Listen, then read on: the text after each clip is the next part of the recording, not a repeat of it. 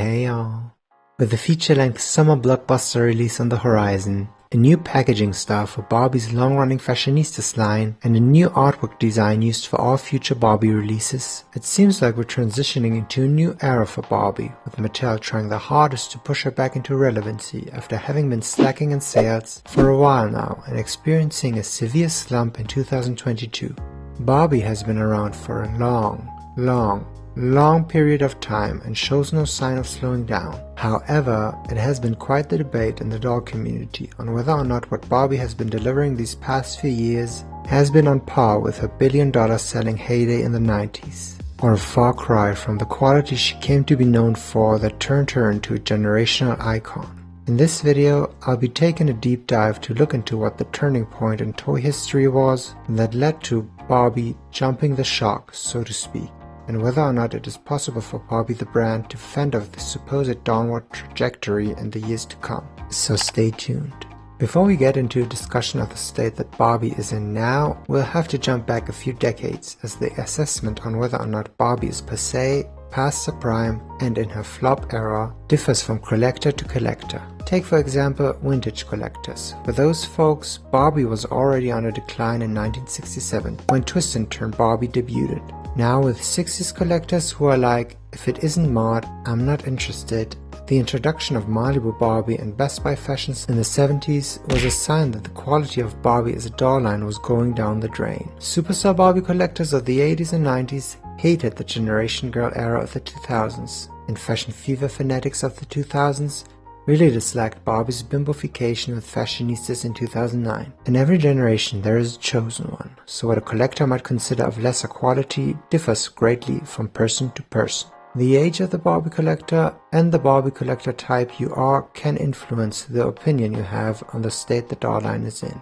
With that in mind, Barbie collector opinions can be highly subjective. However, there are certain signposts of quality that everyone in the doll community collectively agrees upon are currently lacking in Barbie as a doll line, and it has been that way for a while now. I would also put a disclaimer out there that I do indeed love all eras of Barbie and can appreciate something in a lot of releases, whether they're past or current ones. While I won't say that I'm free of bias and I do indeed have a preference for a certain look in my Barbie dolls, I do know that things Barbie used to lack back in the day, she might possess now, and vice versa. The year that most fans point to as the turning point in Barbie history is probably 2016. That was the year Barbie radically changed the line to be more inclusive and more like a mirror of our society by including dozens of skin tones, hair textures, and body types. With that, it meant that the fantasy element and heightened glamour Barbie came to be known for the years prior took a backseat for the remainder of the decade. Aspiration made way for representation. I see Barbie as like a vehicle to bring joy and representation to other people. For me, the ultimate compliment as a designer is when somebody feels seen and represented by a Barbie that I designed. Well, I do think it's commendable of Mattel to be like turning Barbie into this inclusive representation fashion doll brand. It also means that this cuts into the fashion part of the equation, because if you have to budget your doll line, you end up with less money you can spend on artificial things like clothing and hair quality when you put your emphasis on wanting to represent all the colors under the rainbow. Most Playland Barbies at the point came with stiff plastic bodies with very little articulation, paving the way for the introduction of Made to Move in the same year. 2016 was also the year that gave us Dreamtopia, and with that came the molded on tops and poly hair. Generation Girl face made way for Millie, and Barbie sales reached an all-time low at that point, tumbling down to a measly $450 million in 2017. Monster High and Ever After High were gone by that point, so was the Disney license, and Mattel's financial state was in tatters. So it's easy to be like, yes, that year was when Barbie's flop era began.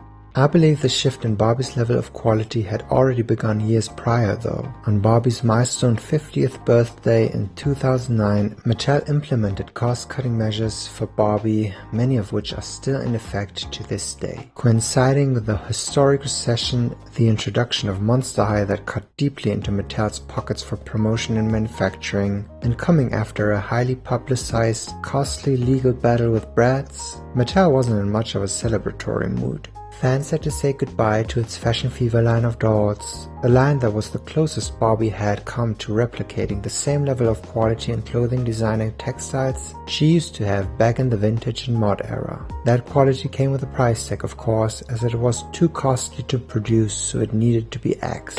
Gone were intricately designed, embellished, runway-inspired garments with snap closures, so for the most part we ended up with one-side printed bodycon hoochie dresses with no sleeves, ending above the knee. Kanekalon hair secured with a lock-and-loop method wasn't used as frequently anymore. Barbies mostly had mid-length saran hair glued with a cheap industrial-grade glue that seeped out of her hair plugs and onto her hair. Barbie used the same accessory molds for the most part, very little of which came with painted detail, and if those that did were doused in hot water, the paint would easily chip. And so would Barbie's face paint if you were not careful enough. To cut costs even more, and out of fear of not moving POC dolls, Mattel reverted back to mostly churning out a huge amount of blonde Barbaras in this era, after having a much wider variety of different dolls for the line in the 2000s with Christy, Nikki, Teresa, Kayla, Leah, Drew, and Summer. Barbie's circle of friends shrunk down to a trio at best, a duo at most. These things affected all Barbie releases of the time, from fashionistas to Life in the Dream House. The taste level was also something that was very questionable in this era. I do have to say that I'm not that big of a fan of a lot of the designs, as they tend to veer into tacky parody territory. Barbie truly became a caricature of herself at this point, and there wasn't a whole lot of variety other than short, pink, sleeveless dresses.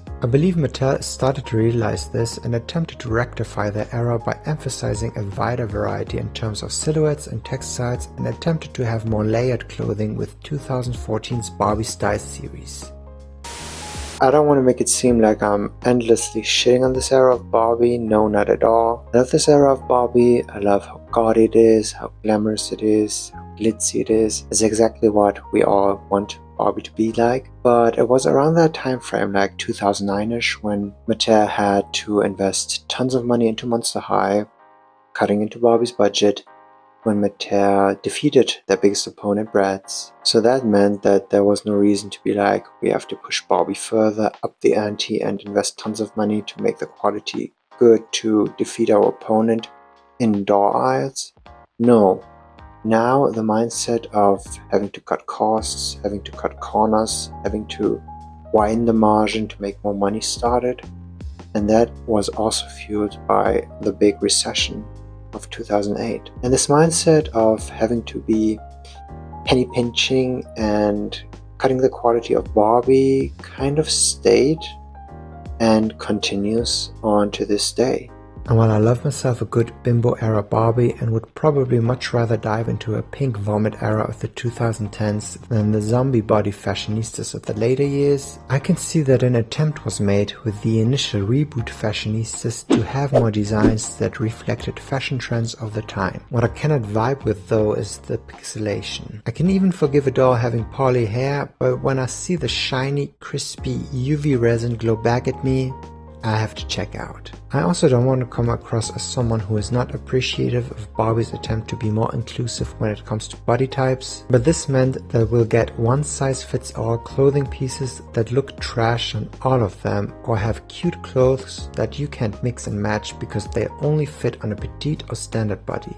It ends up doing a disservice to all body types instead of celebrating beauty in all sizes. I also haven't touched upon the signature level collector side of things because as someone who has more familiarity with Barbie on the playline level, I lack the knowledge to be discussing whether or not Barbie collector releases in the past decade have become trash too. I do have to say though that I don't really care for either the inspiring women nor the celebrity dolls, and would have much rather see them pour the funding into fiercer Model Muse fashion dolls invoking the Barbie Basics line and more reproductions of underrepresented 90s and 2000s era Barbies. Discussions of Barbie's post-2016 transformation online can be traumatic and triggering, I will tell you. There's a certain nuance that's sometimes lacking, so collectors either become hyper-defensive or show their true colors. You are allowed to dislike Barbie's current standard of quality, the pixelation, the t-shirt dresses, the questionable taste level and tacky prints, as well as all over the place hair quality, but you can also have a preference for a certain fashion or aesthetic. I feel one that had been Barbie's standard for half a century, without having that preference be necessarily rooted in xenophobia, racism, or body shaming. None of these things are mutually exclusive, and that's something both longtime collectors and new school fans need to understand. I guess Barbie's focus now on representation is what makes discussions so heated, as newer collectors end up feeling it's a personal attack, as criticizing a doll that represents them ultimately in their eyes means you're criticizing them and their appearance and or features. That's how I see it, but I'm not a collector because I want to see myself represented. I don't care for realism in my toys.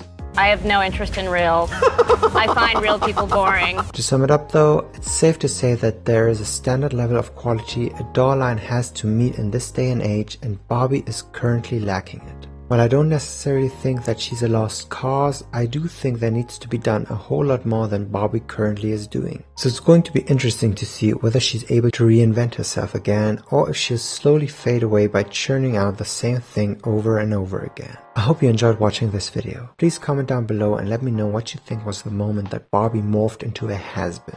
Like and subscribe, and we might catch each other in my next video. Bye for now.